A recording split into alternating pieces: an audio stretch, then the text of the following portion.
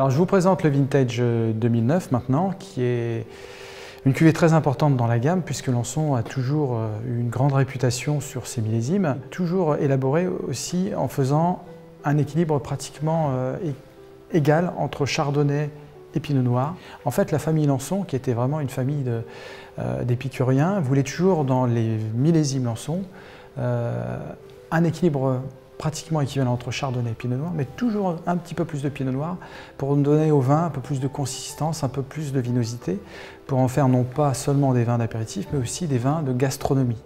Donc, dans ce vin, aujourd'hui, ce Vintage 2009, nous avons un assemblage de 52% de Pinot Noir et 48% de Chardonnay. Dans les grands crus de Pinot Noir, on va avoir des Pinot Noirs de Verzenay, Ailly, Bouzy, et dans les Chardonnays, les grands Chardonnays de la Côte des Blancs, Mény-sur-Oger, Auger, Avise, Cramant, et parfois quelques premiers crus de Trépaille ou Villars-Marmerie qui peuvent compléter l'assemblage.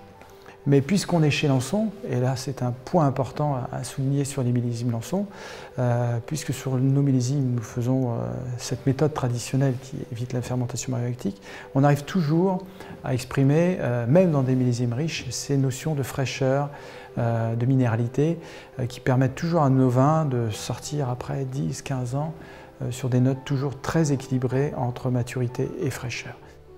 Et puis un millésime, donc 2009, qui est une année absolument exceptionnelle en Champagne, qui a fait suite à un millésime non moins exceptionnel qui était 2008, mais qui a été vraiment une année tout à fait différente de 2008. On a beaucoup vanté la fraîcheur, la vitalité des vins de 2008. En 2009, c'est plutôt la richesse, la profondeur, la générosité, car 2009 avait été une année chaude, une année particulièrement marquée par un été chaud et sec, qui avait vraiment donné des raisins d'un niveau de maturité remarquable.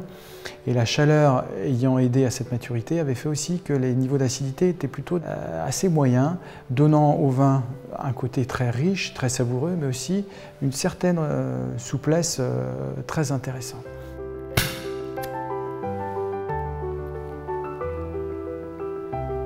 Donc ce millésime 2009 exprime de prime abord toute la richesse du millésime. Vous avez un nez qui est vraiment très expressif, autour de notes très fruitées, florales mais également des notes miellées.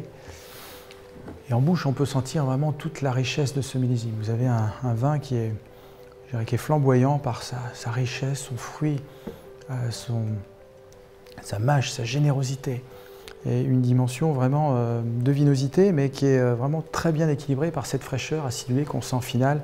C'est qu'on a des vins qui peuvent aussi affronter le temps et qui dans 5 ans, 10 ans, 20 ans auront évolué, mais auront toujours cette capacité à avoir un vin avec de la tension, de la vibration et un vin qui reste en vie après des décennies. Santé!